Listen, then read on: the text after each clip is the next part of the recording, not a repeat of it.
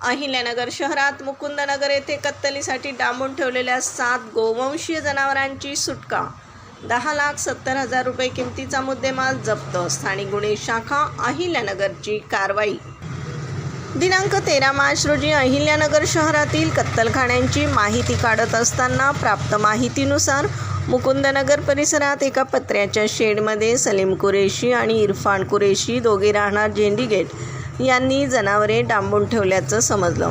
Police पथकाने तात्काळ जाऊन खात्री केली असता गोवंशीय जातीची जिवंत जनावरे आढळून आली. सदर ठिकाणाहून 7 गोवंशीय जनावरे आणि एक टेम्पो असा एकूण 10,70,000 रुपये किमतीचा मुद्देमाल जप्त करण्यात आला आहे. आरोपी सलीम कुरेशी आणि इरफान कुरेशी फरार आहेत.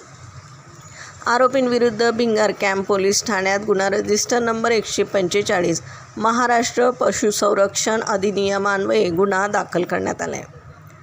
सदरची कारवाई पोलीस अधीक्षक सोमनाथ घारगे यांच्या मार्गदर्शनाखाली पोलीस निरीक्षक किरणकुमार कबाडी, अनंत सालगुडे, सुनील पवार, गणेश धोत्रे, दीपक घाटकर, लक्ष्मण खोकले, शाहिद शेख, अतुल लोटके, भीमराज खरसे आणि सागर ससाने यांच्या पथकाने केली आहे. प्रतिनिधीसह महाराष्ट्र जनता न्यूज, अहिल्यानगर. महाराष्ट्राचा बुलंद आवाज.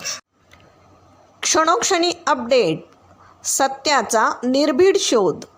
राजकारण असो वा समाजकारण, शेती असो वा सामान्य माणसाचे प्रश्न, वा असो क्राईम रिपोर्ट, प्रत्येक बातमीचा अचूक वेध.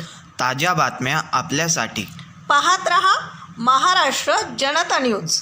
महाराष्ट्र जनता न्यूज नंबर 1 चॅनल.